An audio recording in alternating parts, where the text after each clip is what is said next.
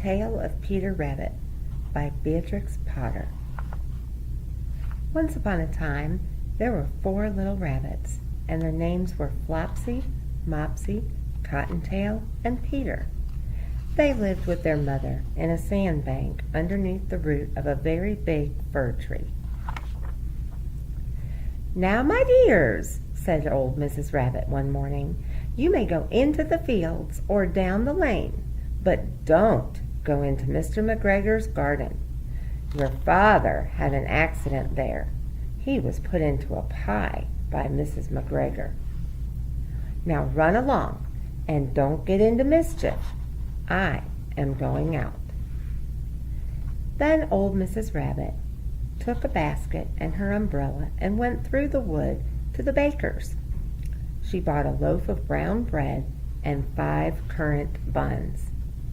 Flopsy, Mopsy, and Cottontail, who were good little bunnies, went down the lane to gather blackberries.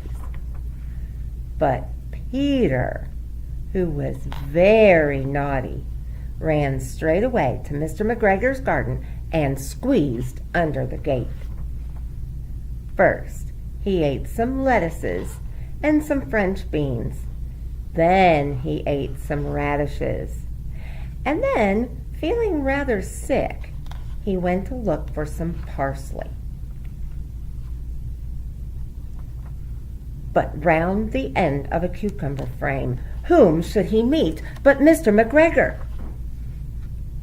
Mr. McGregor was on his hands and knees planting out young cabbages, but he jumped up and ran after Peter, waving a rake, calling out, "Stop!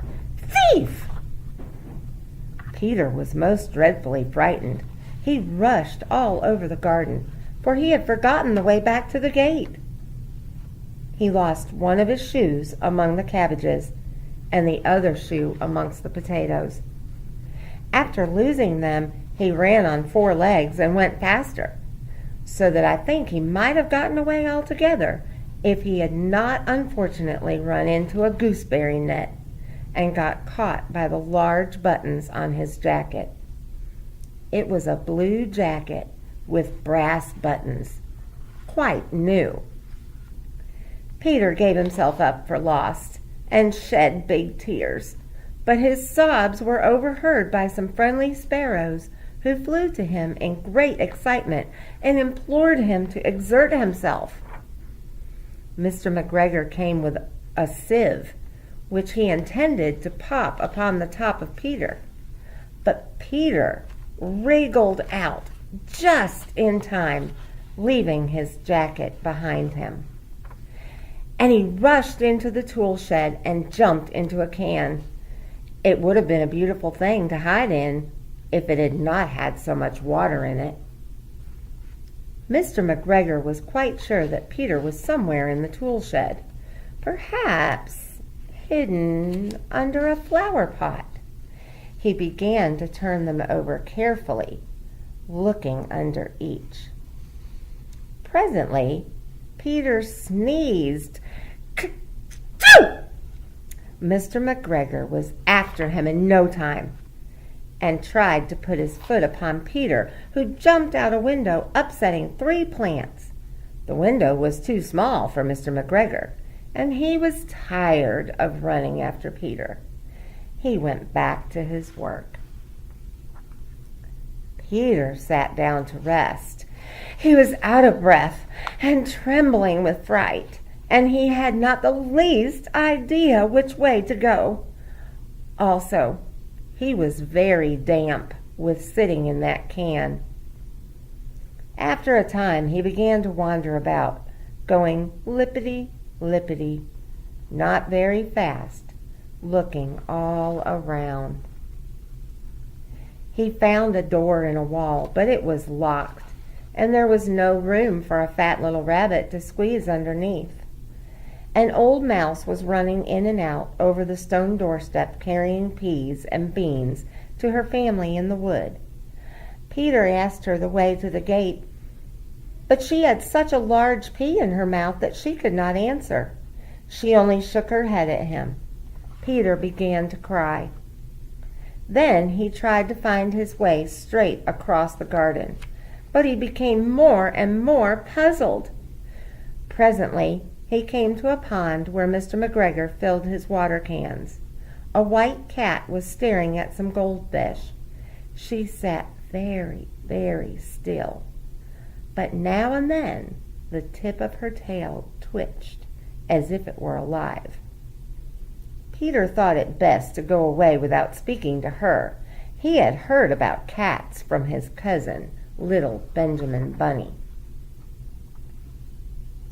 He went back toward the tool shed, but suddenly, quite close to him, he heard the noise of a hoe. Scratch, scratch, scratch, scratch. Peter scuttled beneath the bushes, but presently, as nothing happened, he came out and climbed upon a wheelbarrow and peeped over. The first thing he saw was Mr. McGregor hoeing onions. His back was turned toward Peter, and beyond him was the gate. Peter got down very quietly off the wheelbarrow and started running as fast as he could go along a straight walk behind some black currant bushes.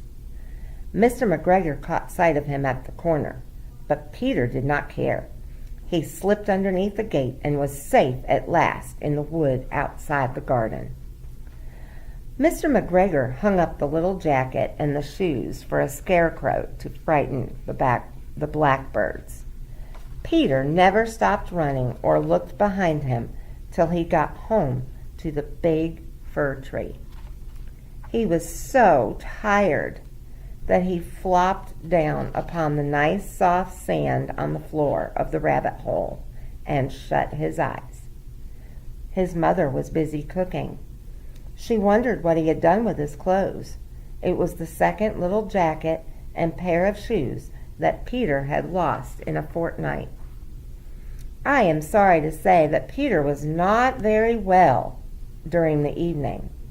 His mother put him to bed and made some chamomile tea.